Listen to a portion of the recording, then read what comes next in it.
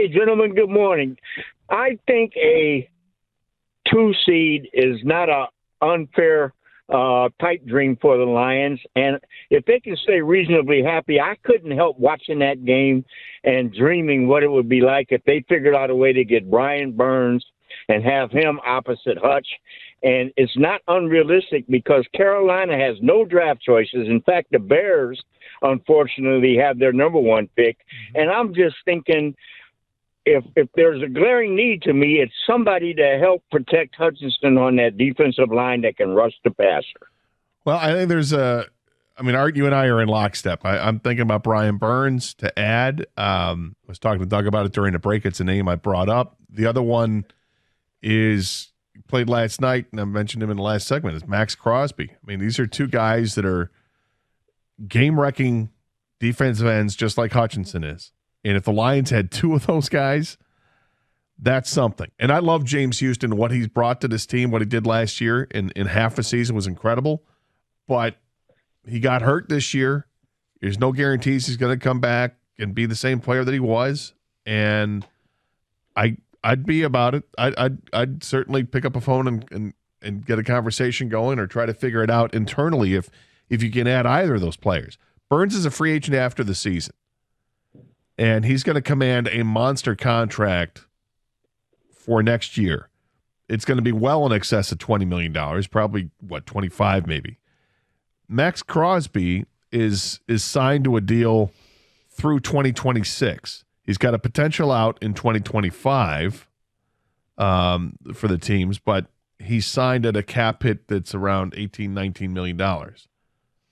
Actually, the cap hit's higher than that, but that's for the Raiders, I guess. So there's a couple things here. One is Burns is in the last year of a contract, going to be a free agent, and I could see an 0-5 team with no draft picks wanting to make a trade. I don't know where the hell this Max Crosby talk has come from. I think Richard Sherman mentioned him, but I can't imagine the Raiders trading Max Crosby. I mean, is this something that I saw this stuff on social media, and I'm like, where is this coming from? And I haven't seen it come from anywhere where I'm like, oh, maybe he is available.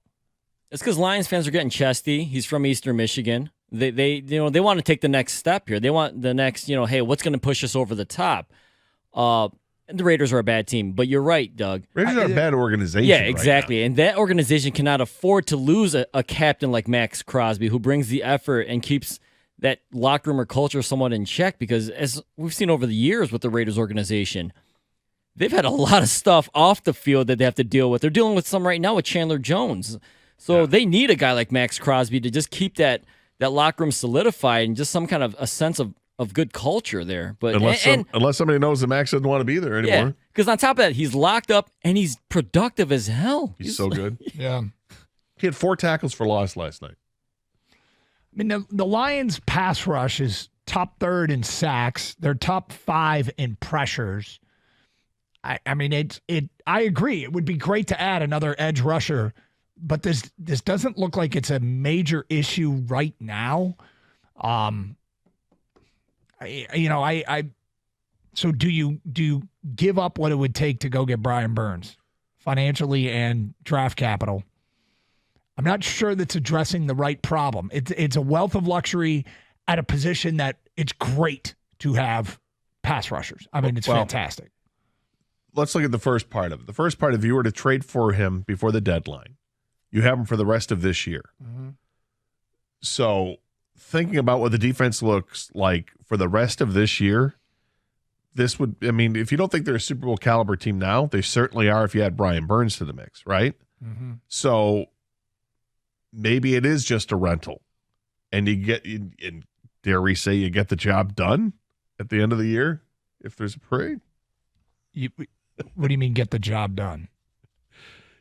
If he gets you to that level, if you win the Super Bowl, then you can bring him back, or you don't have to bring him back because you don't care. Yeah. Okay, all right. Yeah, I'm confused what you meant by getting. But money wise, you can absorb it, but you'd have to make some tough decisions on some players, and you're asking to try to find some kind of friendly extension with with Jared Goff. As we do our best to peddle in reality, I feel like Burns is way more realistic than Max Crosby. I just can't see. First of all, I haven't found one credible report. Have I missed anything? Help me out. Have I missed anything that says Crosby's available, or is that just internet chatter?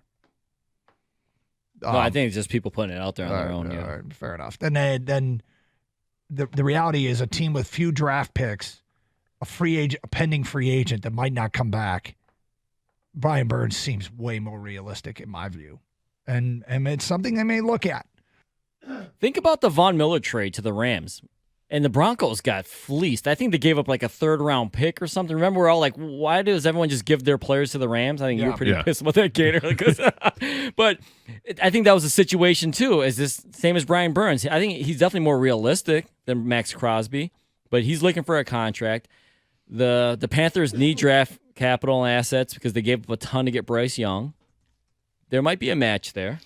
Sean writes in, would you guys make the trade with the Raiders to get Crosby, possibly Jamison Williams, and a 3rd for Crosby? I don't know that would get it done, and I still don't think the Raiders would trade him.